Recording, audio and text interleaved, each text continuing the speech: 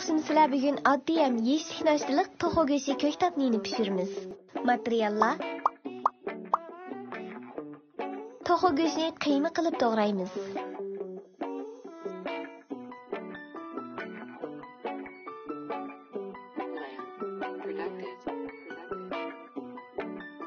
Ko'ktatlarni ushoq to'g'raymiz.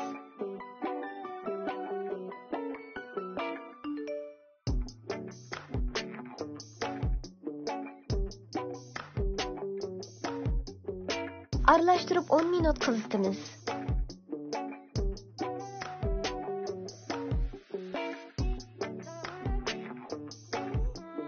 To'g'ri go'shtni aralashtiramiz. Ondan yarim qoshiqdan tuz, oq achchiq suv, shunchov, o'shan qo'shamiz. Tekshi aralashtirib bo'lgandan keyin yapaloq tuglik shaklda tayyorlab olamiz.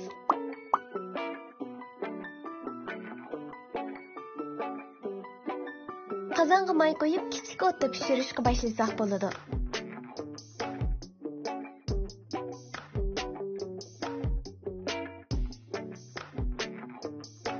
Ikki tarafining yuzi sag'arganda tayyorlab olgan 1 stakan suyimizni qo'yib dimlaymiz.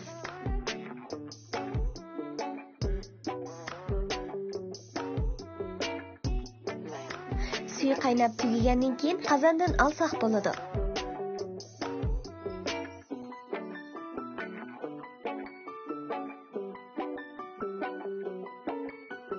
O'zingiz yaxshi ko'radigan qiyamlarni milab yesangizmi, intayin mezalik bo'ladi.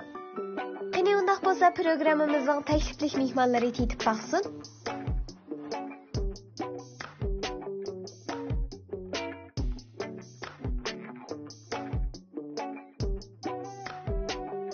Inaqki bugungi taomimiz mehmonlarimizning intayin yoqdi. Sizmi buni cho'qim sanab ko'ring. Albatta programmamiz texi oxirlashgani yo'q. Teximiz har xil mazmunlar sizni saqlab turadi. Davomli huzurlaning. Rahmat dada. Bu bizning odam bo'lishimizga nihoyat bir foydali suhbatlar. To'g'ri. Bizning bu suhbatlarimiz har taraf tutashgan. Salomatlik, turmush, kasb odamga toki bir nazariyalashgan bir bilim, bir suhbat ta'sir qilmoqchi o'zimiz bildigan ishlarni ijro qilmayotganmiz yo bo'lmasa shu odatlarga amal qilmayotganmiz. Masalan, akamning suhbatida bir kuni menga yana bir ta'sir qilgan bir hikoya bor. Luqman Hakim degan bir olim, hamda shu tibobat bo'yicha sen bilgan anglagan ism bu. Luqman Hakim tibobat olimi, olimlarning olimi. Shu kishi umrida nurg'un kasallarga davo topgan. O'z davrida atrofidagi nurg'un odam kunda to'xtamay shu odamni shifo izlab keldi. Uni bir kuni bu olim diqqat qilib qopdi, o'zini yo'qli faqat oldiga kelib qo'ymoqdi buning uchun. Bir qatim bir yerim og'ridi sizda kelib qo'ymoqdi-ki, shuning bilan bu Luqman Hakim qizidan so'rabdi. "Bolam, mush hamma odam mendan shifo izlab yurdi. Yo'qlim mening oldimga bir qatim og'rib kelib qo'ymadi. Sen diqqat qilib boqqin, buning nima siri bor? Ras og'irmandu, og'risini yushirib yuraman" dedi. Shuni bir mezgildan keyin qizidan so'rabdi, "Qanday odat bor ekan?" Boshqa hech qanday alohida odat yo'q. Faqat o'xshamaydigini aytganda qo'potla bir burda nonni chaynaydi debdiki, "Davsa nonni yushirib qo'y" debdi qiziqchi. Shundan bilan qizi "Xo'p, nonni yushirib qo'ydi."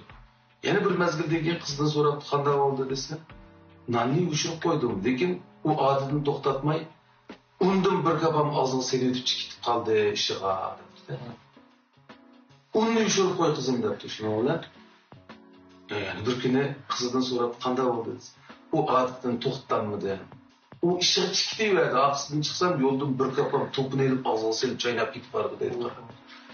Shundan bilan Luqman Hakim debdi, bu bir hikmatgan. Agar yo'g'limning mush odati to'xtamasa, umr bo'yi mening oldimga shifo izlab kelmaydi debdi. Ko'rdingmi? Mana shunday bir hikoyatlar, bunday bir hikmatlar odamning diliga ta'sir qilgandan keyin odamning turmushida o'zgarish bo'ldi. Masalan, men shundan keyin nashliqning salomatlik uchun ajoyib muhim narsaligini bildim. Shunda aytganda qo'pib, shu deyman bu og'zini bir-biridan soldi. Bu pek muhim narsa salomatlik uchun. Salam hörmətli dostlar. Mən Şinjan Sənət Yurti Opera Teatrıdan və şundaqla Nazifə obraz elçisi Aynur Əhməddən sizlərə o'tliq salam. Ekran yüz arqılıq sizlərdə yüz görüşkənligimdən intayin xoşalman. Xoş, məqsəd gəlsək biz aldı bilan mushu Nazifə Marks bilan tanışıb chiqaylik.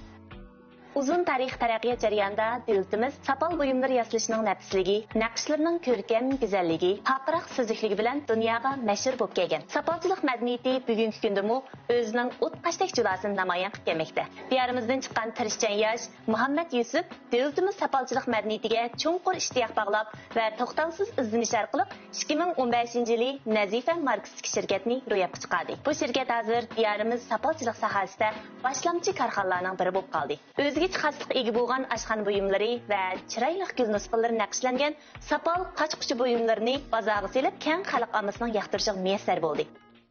Ishonimizki, Nazifa shirkati sizga sog'lom mahsulot, go'zal turmush ato qilsin.